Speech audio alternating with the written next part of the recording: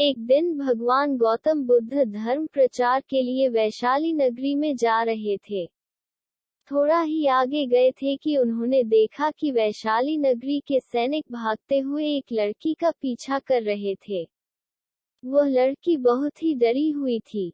वह एक कुएं के पास जाकर खड़ी हो गई और तड़पने लगी क्योंकि उसे बहुत तेज प्यास लगी थी। गौतम बुद्ध ये सब देख रहे थे। गौतम बुद्ध ने उस बालिका को अपने पास बुलाया और कहा कि तुम उस कुएं से पानी निकालो और स्वयं भी पियो और हमें भी पिलाओ। इतनी देर में वह सैनिक भी वहां आ गए। भगवान बुद्ध ने अपने हाथ से इशारा करते हुए उन सैनिकों को रुकने को कहा। उस बालिका ने भगवान गौतम बुद्ध से कहा, महाराज मैं तो अछूत हूँ, मैं इस कुएं से पानी निकाल लूंगी तो जल दूषित हो जाएगा। मैं आपको कैसे पानी पिला सकती हूँ। भगवान बुद्ध ने उसे फिर से कहा, बेटी मुझे बहुत जोर की प्यास लगी है, पहले तुम मुझे पानी पिलाओ। उसी वक्त वहां पर वैशाली के राजा पहुंचे। उन्होंने भगवान बुद्ध को नमन किया और सोने के बर्तन में पानी देते हुए कहा, महाराज ये लीजिए केवड़े और गुलाब का सुगंधित पानी आपके लिए।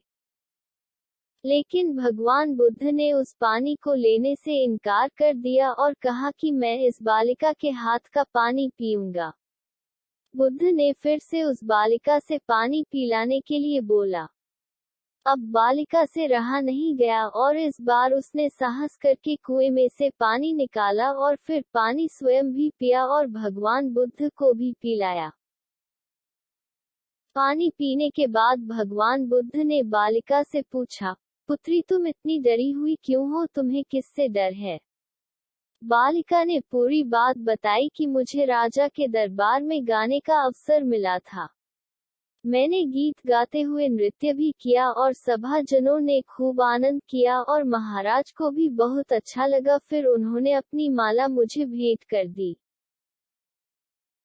लेकिन महाराज को किसी ने बताया कि मैं एक अछूत कन्या हूँ, तो फिर राजा ने उस कन्या से पूछा कि क्या तुम एक अछूत कन्या हो। खैर मैंने बताया कि हाँ मैं अछूत हूँ। राजा ने ये सुनते ही अपने सैनिकों को आदेश दिया कि इस कन्या को कैद खाने में डाल दो। मैं किसी तरह वहां से बचकर यहाँ तक पहुंची ही थी कि तभी आप मुझे मिल गए। बुद्ध ने पास में खड़े उस राजा से कहा, सुनो राजन, मैं चाहता हूँ कि मेरी इस बात को आप सदैव याद रखें। किसी भी इंसान की पहचान उसके धर्म या जाति से नहीं बल्कि उसके गुणों और कर्मों से की जाती है।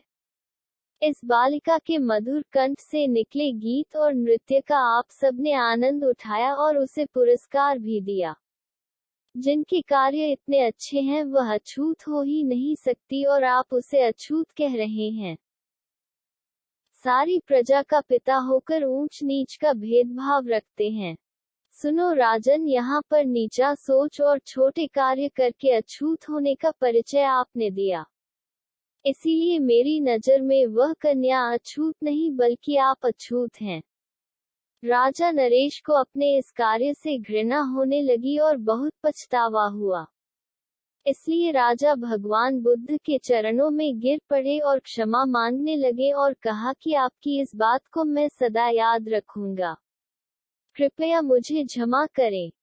कहानी से हमें ये शिक्षा मिलती है कि हमें कभी भी जाति और धर्म को लेकर ऊंच नीच का भेदभाव नहीं करना चाहिए। प्रत्येक व्यक्ति अपने कर्मों से महान होता है, न कि धर्म और जाति से।